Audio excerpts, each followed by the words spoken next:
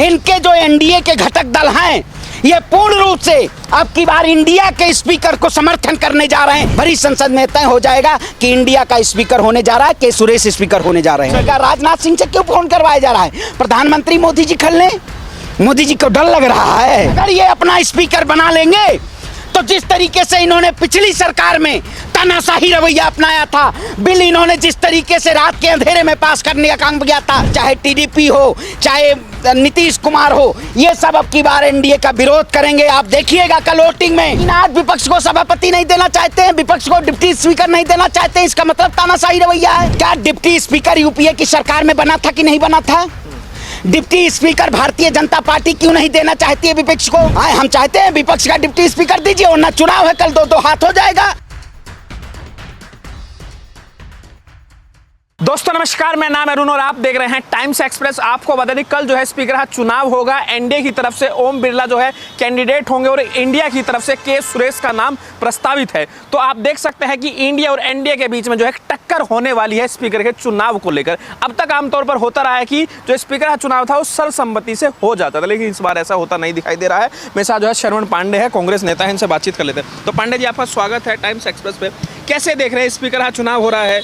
लोग कह रहे हैं कि ये अच्छी परंपरा नहीं है, स्पीकर सबका होता है। राजनाथ सिंह ने अगर समर्थन मांगा कांग्रेस पार्टी से तो उन्हें बड़ा दिल दिखाना चाहिए था, लेकिन वही शर्त रख दी कि डिप्टी स्पीकर हमारा होगा। कैसे देख रहे हैं? देखिए, मैं कहता हूं जिस तरीके से संसदीय परंपरा को कहीं ना कहीं तार तार करने का काम किया गया, भारतीय जनता पार्टी जो विगत 10 वर्षों से सत्ता में थी, उन्हीं के शासनकाल में जब आपने देखा होगा ओम बिरला बीजेपी के तरफ से जो संसदीय और उन्होंने जिस तरीके से संसद में माइक डाउन करके और माइक बंद करके 148 सांसदों का निलंबन किया, ये क्या वाकई में देश की जनता ने नहीं देखा? आज जो भारतीय जनता पार्टी देश में रवैया अपना रही है, क्या वाकई में ये तानाशाही नहीं है? जिस तरीके से कल राजनाथ सिंह ने मल्लिकार्जुन खड़गे जी राष्ट्रीय अध्यक्ष जी को उन्होंने फोन किया और फोन कर ये कहा कि आप हमारे एनडीए के ओम बिरला को आप समर्थन कीजिए। अगर वो समर्थन कीजिए तो किस तरह पर कीजिए? कोई ना कोई आपसी सहमति होनी चाहिए। मल्लिकार्जुन खड़गे कि आप डिप्टी स्पीकर विपक्ष का बनाइए। जिस तरीके से इन्होंने सदन में कहीं ना कहीं देश की जनता के साथ, देश के सांसदों के साथ, जो देश के लोकतंत्र में आवाज उठाते हैं, उनको इन्होंने दबाने का काम किया था। इंडिया गठबंधन अब की बार शुरुआत से ही जो है पहले दिन से दो हाथ करने के लिए तैयार है। बिल्कुल, देखिए आप, बिल्कुल एनडीए के साथ अब तो विपक्ष मजबूत था। आपने देखा होगा कल प्रधानमंत्री ने अपने अभिभाषण में जिस तरीके से आपातकाल का उन्होंने वो किया। अरे इनके शासनकाल में 10 साल में देश में घोषित आपातकाल है।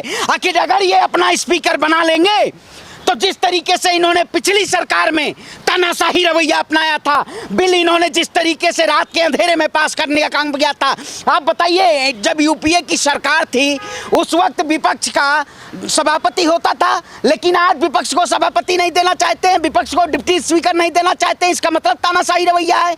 भारतीय जनता पार्टी और देश के प्रधानमंत्री, ये जो बैसाखी वाली सरकार है, इनके जो एनडीए के घटक दल हैं, ये पूर्ण रूप से अब की बार इंडिया के स्पीकर को समर्थन करने जा रहे हैं। चाहे टीडीपी की बात करिए, चाहे नीतीश कुमार की बात करिए, उन्होंने पूर्ण रूप से तय कर लिया है कि भारतीय जनता पार्टी अपने अपने मन में तय कर लिया है। अरे भाई, बीजेपी के साथ है। अरे बीजेपी के साथ सरकार में है, लेकिन स्पीकर के साथ नहीं है। उन्होंने ही देखा, उन्होंने ही संसद में आवाज उठाई थी। जब पिछले बार लगातार आपने देखा होगा संसद में राहुल गांधी को अयोग्य सांसद घोषित कर दिया गया, उनका बंगला तक खाली करवा दिया गया। इन्हीं के सरकार के शासनकाल में कृषि कानून को, किसानों का बिल वापस करने में 1 साल लग गए थे। क्या वाकई में भारतीय जनता पार्टी ने अमानवीय व्यवहार नहीं किया था? चुप रहिए। अमानवीय व्यवहार नहीं किया था भारतीय जनता पार्टी ने। इन्होंने जिस तरीके से देश की जनता के साथ संवेदनहीन तरीके से देश की जनता को ठगने का काम किया है, ऐसे देश के प्रधानमंत्री को कहीं ना कहीं सत्ता से इस्तीफा दे देना चाहिए। तो भाई चुनाव हो रहा है ना, तो हो जाएगी जो है दूध का दूध, पानी का पानी। बिल्कुल। अरे तो क्यों डर है?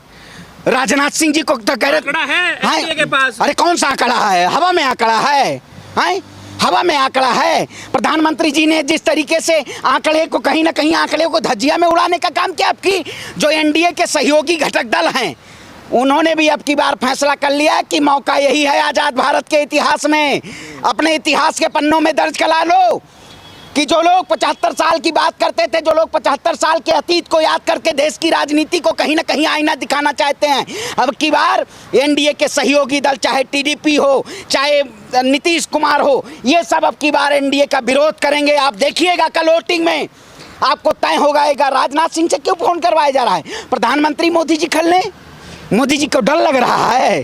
तो राजनाथ सिंह भी उनके नेता है, बड़े नेता है, बड़े नेता है, मैं कहता हूँ बड़े नेता हैं, तो आखिर उन्होंने कहा कि हम बैक कॉल करेंगे। क्या डिप्टी स्पीकर यूपीए की सरकार में बना था कि नहीं बना था?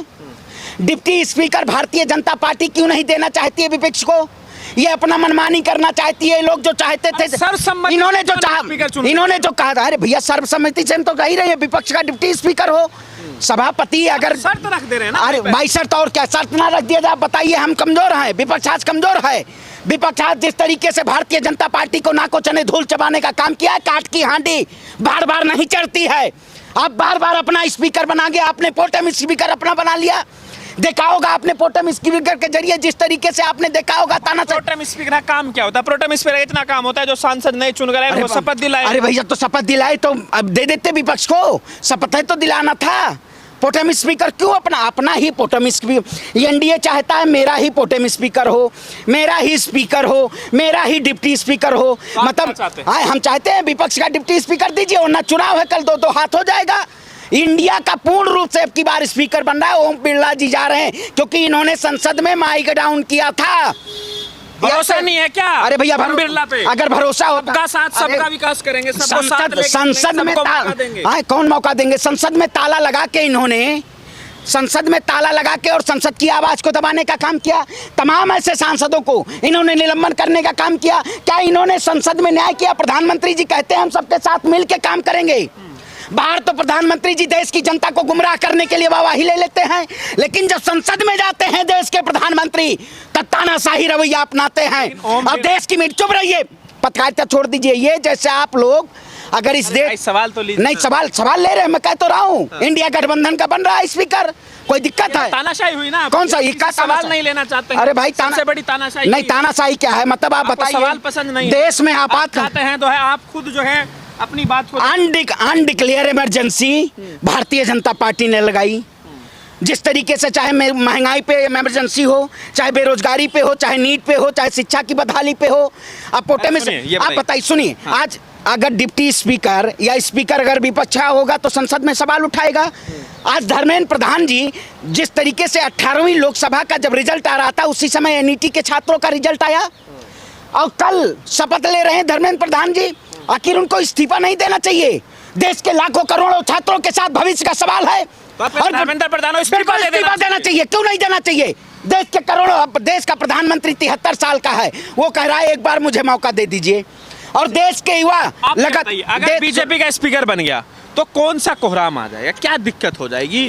क्या इससे टीडीपी को क्या दिक्कत है? इससे जेडीयू को क्या परेशानी आ जाएगी? इससे आपको क्या दिक्कत है? कांग्रेस को क्या दिक्कत? देखिए, मैं फिर कहता हूँ, इन लोगों ने जिस तरीके से रात के अंधेरे में तमाम ऐसी आईपीसी धाराओं को चेंज करने का काम किया, संसद का माइक डाउन करके, संसद में ताला लगा के, प्रधानमंत्री जी सेंगोल लेके संसद में गए थे, और कल हमारे नेता राहुल गांधी ने संसद में संविधान दिखाने का काम किया। हम संविधान के रक्षक हैं, हम संविधान के साथ चलने वाले लोग हैं। ये लोग संविधान को तार तार करने वाले लोग हैं। ये देश संविधान से चलाया इन्होंने। अगर देश संविधान से चलाया होता तो इन्होंने देश के युवाओं के साथ छलावा किया होता। अग्निवीर योजना जैसे लाके अग्निवीर योजना को समाप्त नहीं करना चाहिए था। निरीक्षण चल रहा है, वही कह रहे हैं ना, इसीलिए चाहिए आप निरीक्षण करते रहिएगा। इसीलिए विपक्ष का चाहिए जो स्पीकर, क्योंकि ये लोग तानाशाही न कर पाए, विपक्ष मजबूत है। राहुल गांधी कह रहे हैं कि अगर बीजेपी का स्पीकर बन गया तो जो दूसरी पार्टी को तोड़ने में बीजेपी को आसानी हो जाएगी। टीडीपी के लिए भी खतरा है, क्योंकि पहले भी उनके जो एमपी थे उनको बीजेपी ने अपने में मिला लिया था। जेडीयू के लिए खतरा हो सकता है, ऐसा आप मानते हैं क्या? या फिर क्योंकि वो उनके घटक दल है, वो तो उनका परिवार है। देखिए, कौन सा परिवार है? जेडीयू। अरे परिवार के ऊपर बुलडोजर चलाया जाता है, परिवार को जेल की सलाखों के पीछे डाला जाता है, परिवार के ऊपर ट्रैक्टर चढ़वा दिया जाता है, परिवार के ऊपर थार चढ़वा दिया जाता है। देश की जनता ने क्या हसर किया आपने देखा होगा, जिन्होंने खीरी में किसानों के ऊपर थार चढ़ाने का काम किया। इसका स्पीकर से क्या मतलब अरे है? भाई क्यों नहीं, संसद में कौन बैठता है? स्पीकर ही डिसीजन लेता है। 148 से ज्यादा पिछले सत्र में इन्होंने सांसदों को निलंबन किया, आखिर उसमें कौन किया? देश के प्रधानमंत्री ने। कौन स्पीकर बनेगा, के सुरेश या फिर? देखिए बिल्कुल मैं कहता हूं इंडिया गठबंधन के समर्थन में सभी लोग, नीतीश कुमार भी खड़गे जी से बात करने में लगे हैं और सारे जो उनके घटक दल हैं वो इंडिया गठबंधन का स्पीकर बनेगा। और इस देश में जो हमारे मुद्दे हैं, जमीनी मुद्दे हैं, जो लगातार विपक्ष उठाता आया है, जो लगातार राहुल गांधी जी उठाते आए हैं, उन मुद्दों को हम सदन में उठाएंगे और उनको हक दिलाने का काम करेंगे। स्पीकर नहीं बन रहे। अरे भैया ओम बिरला नहीं बनेंगे। ओम बिरला को स्पीकर बनना होता तो आज नामांकन क्यों होता? इंडिया गठबंधन ने नामांकन होगा तो हो जाएगा, चुनाव हो जाए। अरे मैं फिर कहता हूँ, अरे मैं फिर, अरे कौन सा आंकड़ा, कौन सा आंकड़ा? 240 का आंकड़ा बीजेपी लिखे। चेहरा क्या दिखाएंगे? अरे देखिए मैं कहता हूँ बीजेपी जीत गई, स्पीकर भी जीत गई। चेहरा जाके मोदी जी से पूछिए। अगर बीजेपी का स्पीकर, अगर मगर यहाँ नहीं चलता, यहाँ वोट के जरिए लोकतंत्र में चुनाव होता है। तो वही तो हो रहा है। हाँ, बीजेपी जीत गई तो क्या करें? अरे भैया कैसे जीत जाएगी? तानाशाही चल रही है वहाँ का, जबरदस्ती अंगूठा लग आंकड़ा कौन? 200। अरे देखिए बीजेपी के पास 240 है, ठीक है, इंडिया के पास भी 240 है, ठीक है, तो कौन सा आंकड़ा है? कौन सा आंकड़ा? एनडीए के पास तो है ना। अरे एनडीए के पास मैं कहता हूँ, एनडीए के पास नीतीश बाबू ने कह दिया है। अरे भाई कह दिया, देखिए अभी वोटिंग के टाइम का पता लग चल जाएगा ना। खबर आप देखिए ना, खबर आप पढ़िए। हाँ पत्रकार को खबर बताना। मैं फिर वही कहता हूँ, इन्होंने जिस तरीके से देश में युवाओं के साथ, किसानों के साथ, नौजवानों के साथ, महिलाओं के साथ, मणिपुर में जिस तरीके से इन्होंने आपातकाल लगाने का काम किया, इसलिए इंडिया गठबंधन का स्पीकर जरूरत है।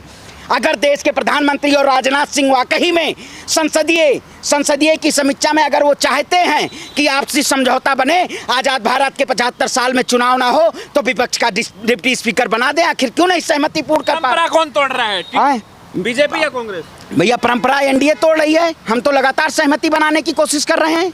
हमारे नेता ने कहा, हमारे राष्ट्रीय अध्यक्ष जी ने कहा, लेकिन बीजेपी अपने अहम पे है। अहम और बहम किसी का टिकता नहीं है। कल किसका स्पीकर? के सुरेश स्पीकर बनेंगे? बिल्कुल इंडिया गठबंधन का स्पीकर होगा, बिल्कुल। और संसद में मुखर होकर विपक्ष अपनी सवाल और देश की जनता के देश का और मुद्दों का आवाज उठाने का काम करेगा। प्रधानमंत्री आपको ऐसा क्यों लग रहा है टीडीपी और जेडीयू जो है बीजेपी का साथ? अरे कल तो एक मुझे बहुत अच्छी वो बात आई, राहुल जी को देश के प्रधानमंत्री ने राहुल जी प्रणाम किया। अच्छी बात। अरे मैं नहीं, इससे पहले मैंने देखा, मैं वही कहा, यही संसदीय की गरिमाई उपस्थिति में यही चीजें होनी चाहिए। लेकिन प्रधानमंत्री जी ने क्या, चुनाव में जब आते हैं तब बाहरी तो बड़े बड़े बोल करके चले जाते हैं, शहजादे के नाम से संबोधन करते हैं।